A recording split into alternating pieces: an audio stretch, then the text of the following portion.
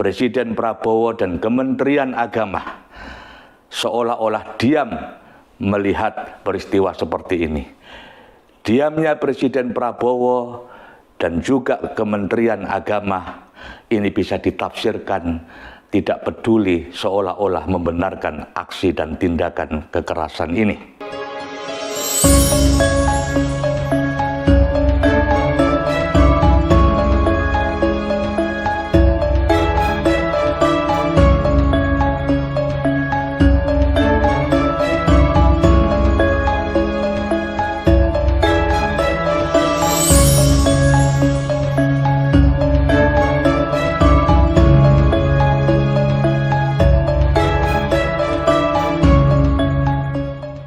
Kebebasan beragama itu hak asasi, kita bebas untuk melakukan segala-galanya, asal saja tidak bertentangan dengan Pancasila. Assalamualaikum warahmatullahi wabarakatuh. Saya Muhammad Sofan, Direktur Eksekutif Lembaga Teras Kebinekaan, hari ini mengucapkan keprihatinan yang sangat mendalam atas kasus pelanggaran kebebasan beragama yang terus berulang. Kejadian ini persisnya terjadi pada tanggal 27 Juni, hari Jumat di Desa Tangkil, Kecamatan Cidahu, Kabupaten Sukabumi, di mana ratusan warga melakukan tindakan intimidatif dan kekerasan. Mereka merusak properti berupa kaca, meja, kursi, salib, dan juga sejumlah barang-barang yang ada di sekitar itu. Ada kegiatan di situ yang dilakukan oleh anak-anak belajar SMA, melakukan retreat, melakukan refleksi untuk pengembangan spiritual. Kemudian warga yang ada di situ merasa tidak terima dengan kegiatan itu dan melakukan aksi tindakan kekerasan.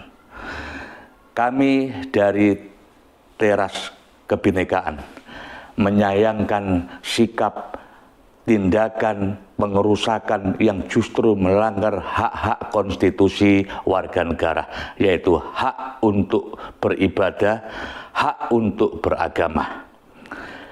Dan yang lebih memprihatinkan adalah institusi kepolisian tidak hadir dalam satu peristiwa ini. Ini justru akan membuat kepercayaan publik terhadap institusi kepolisian itu mengalami penurunan. Dan kita lihat juga pemerintah pusat dalam hal ini, Presiden Prabowo dan Kementerian Agama seolah-olah diam melihat peristiwa seperti ini.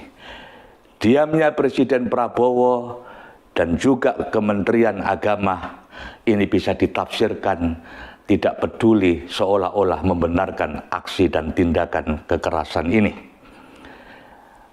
Aksi ini juga bisa dikatakan sebagai salah satu tindakan yang telah melecehkan Pancasila dan juga menghina Undang-Undang Dasar 1945. Harusnya di era pemerintahan Prabowo sekarang ini, aksi-aksi tindakan kekerasan, pelanggaran kebebasan beragama itu mengalami penurunan. Kenapa saya katakan demikian? Kalau kita lihat di dalam Asta Cita, visi pemerintah di situ begitu sangat tegas, yaitu untuk memperkuat toleransi, mewujudkan masyarakat yang adil dan makmur. Karena itu tindakan kekerasan ini tidak bisa dibenarkan. Kita lihat sebelumnya ada berbagai rentetan kasus. Dan kasus di Cidahu ini menambah daftar panjang dari kasus-kasus pelanggaran kebebasan beragama. Misalnya beberapa bulan yang lalu terjadi di Kuningan saat mereka melakukan jalsah salanah Jemaat Ahmadiyah, dirusak dan kemudian mereka tidak bisa melakukan kegiatan ibadah itu. Termasuk juga penyegelan Masjid Ahmadiyah di Banjar.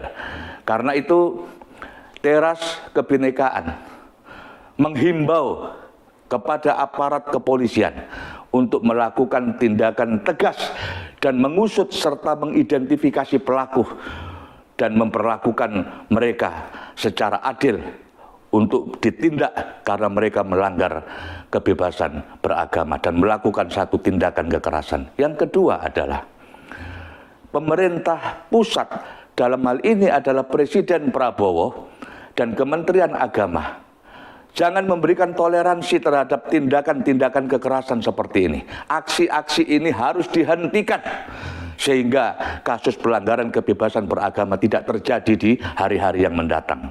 Dan tentu saja kepada dinas terkait dan kelompok-kelompok tertentu, tokoh-tokoh masyarakat harus memberikan pendampingan dan advokasi.